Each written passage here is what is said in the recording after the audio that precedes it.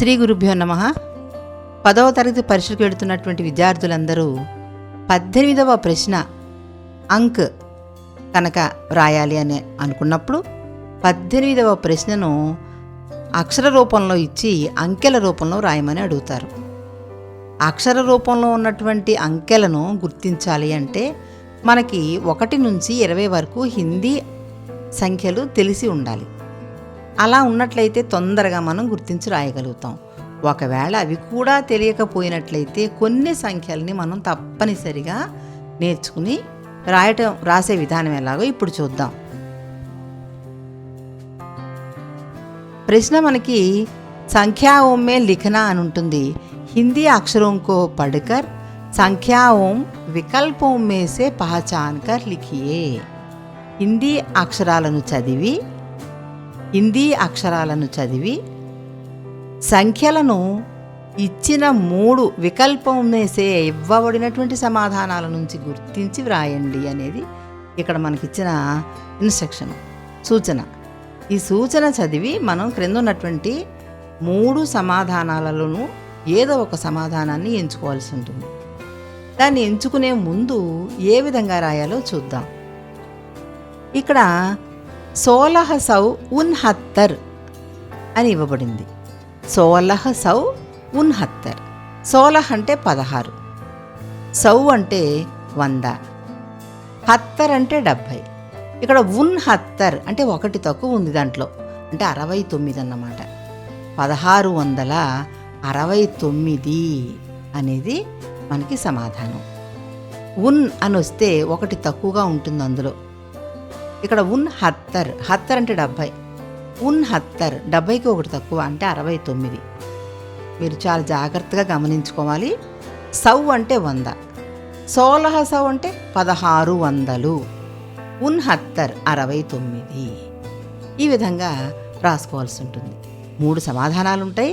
మనం ఆ 3 సమాధానాల నుంచి సరైన సమాధానాన్ని ఎంచుకోవాలన్నమాట. 1870 ఇక్కడ పైన మనం 70 అన్న శబ్దమే ఇక్కడ 70. 1800 1800. 18 అంటే 18 కదా, 1870. 70 70 రెండు ఒకటే. అక్కడ 70 అనే శబ్దం 69గా చెప్పాం 69లో. ఇక్కడ 70 అనేది పెర్ఫెక్ట్గా 70ని సూచిస్తోంది. 1870. 1790. 17 17 100 1700. 89 80 అంటే 80, 89 89. 90 1790.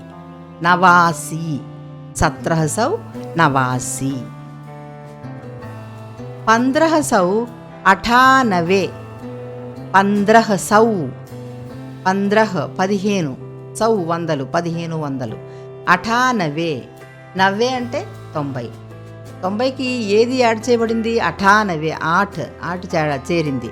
1598. ఇక్కడ మీరు గమనిస్తూ ఉండండి, చివరి సంఖ్య ముందుకొచ్చి ఆ 90 80 70 అనేది చివరికి వస్తుంది.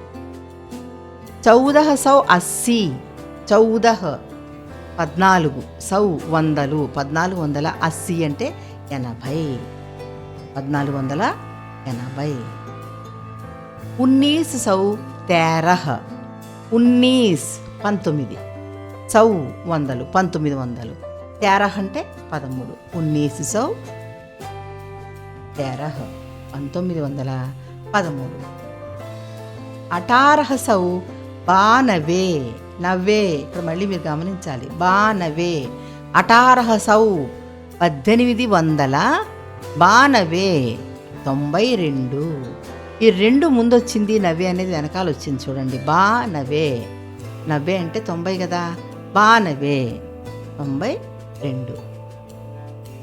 1982 ఇక్కడ మళ్ళీ 82 82 80 అంటే 80, 82 అంటే 82 కదా. 1982. 1962 62 62 62. 1900 1962. ఈ బానవే 82 62 బా అని వచ్చింది అంటే ఇక్కడ మీరు 2 అనేది మాత్రం బాగా గుర్తుపెట్టేసుకోవాలి. బారహ్ అంటాం కదా, ఈ విధంగా బాతో వచ్చిన శబ్దాలన్నీ కూడా 2 ఉంటాయి చివరిని. 1931 30 అంటే 30. 1900 1931 అనమాట. అది 31. 1930 1930 30 అంటే 30 కదా. 1050 1000 1050 50 అంటే 10 50 అన్నమాట. 1050. 1919 19 అంటే 19, 100 అంటే 100, మళ్ళీ 19 అంటే 19 1919. 1942 1942. 1854. ఈ విధంగా శబ్దాలు ఇచ్చినప్పుడు మనం ఎన్ని వందల్లో ఉన్నదో గమనించుకుని ఆ అన్ని వందల్ని ముందుగా యాడ్ చేసుకుంటూ దానికి ఇచ్చినటువంటి 70 80 90 అనేది మళ్ళీ మనం గమనించుకుని దానికి ముందున్న అక్షరాన్ని అంటే 8 9 4 బజే ఇలా ఉన్నప్పటికీ కూడా వాటన్నిటినీ తీసుకొని మనం సంఖ్యారూపాన్ని రాసుకోవచ్చు. 1974 అని బ్రాకెట్లో హిందీ అక్షरों को पढ़कर संख्याओं विकल्पों में से पहचान कर लिखिए అన్నారు. కింద ఇవ్వబడిన 3 సమాధానాల నుంచి ఎన్నుకుని మనం రాయాల్సి ఉంటుంది. మీకు తెలుసు కదా, 19 అంటే 19, 100 అంటే 100. 1900 1900. 74 70 అంటే 70, 100 అంటే 4 74. 70 అన్న 70 అన్న అట్లాగే రాస్తాం. 1482 1400 1400. 80 అంటే 80, 82 అంటే 82 1482. 1498 1498. 90 అంటే 90 98 98. 1556 1500 1500. 56 6 చివరిని వచ్చింది కదా. 56 1595 1595. 90 అంటే 90, 5 అంటే 5 95 95 1595. 1880 18 అంటే 18 1800 1800 80 అంటే 80. 1556